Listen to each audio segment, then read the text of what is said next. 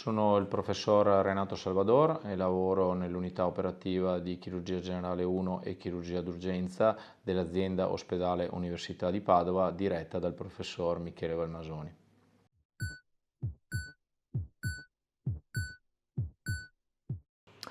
La diagnosi delle malattie dell'esofago è alquanto complessa. Complessa perché il singolo sintomo, come ad esempio può essere la disfagia, può essere correlato a ben oltre 10 patologie differenti.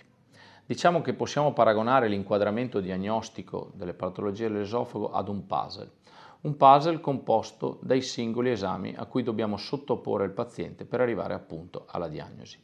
I vari esami sono la gastroscopia, sono la radiografia del tubo digerente con bario, la manometria ad alta risoluzione, la pH-metria delle 24 ore, la TAC, la PET e l'ecoendoscopia. Il trattamento è ovviamente subordinato all'eziologia della nostra patologia, quindi alla causa. Per quanto riguarda le patologie benigne, vi può essere un approccio con una procedura endoscopica o mini-invasiva laparoscopica. Per quanto riguarda le patologie invece oncologiche, si necessita di una stadiazione ben precisa per capire se il paziente nei casi iniziali possa essere sottoposto a un trattamento endoscopico oppure se necessiti di una chemio o chemioradioterapia prima di un eventuale intervento chirurgico resettivo.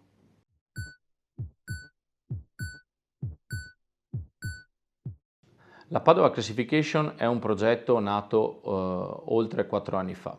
È nato grazie alla collaborazione con la professoressa Rina Iadaplati dell'Università di San Diego e del professor John Pandolfino della Northwestern University di Chicago.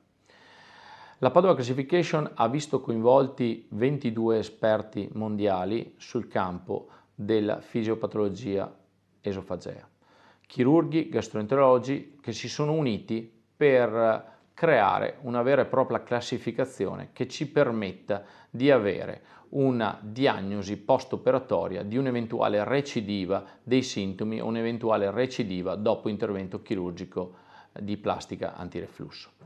Questa classificazione è una vera e propria rivoluzione, la prima al mondo in questo topic, e permetterà in tutti i laboratori di fisiopatologia esofagea mondiali di parlare lo stesso linguaggio.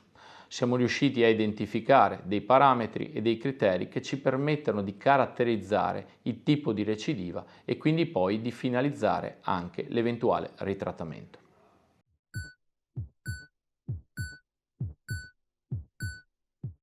La multidisciplinarità è fondamentale nelle malattie dell'esofago perché vi sono alcune patologie che sono croniche e quindi la collaborazione fra chirurgo e gastroenterologo, ad esempio, diventa fondamentale anche nel follow-up.